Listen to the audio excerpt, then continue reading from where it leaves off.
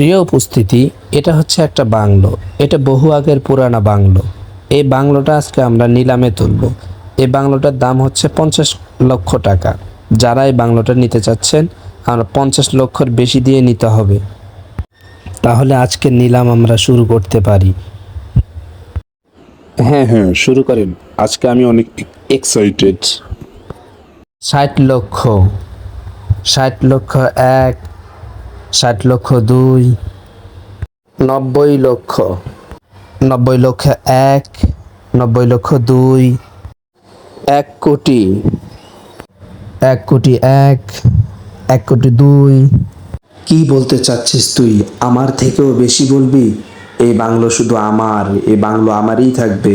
তুই 1 কোটি বলছিস তো, তাই? আমি এই বাংলোতে কাউকেই থাকতে দিব না বলে গেলাম।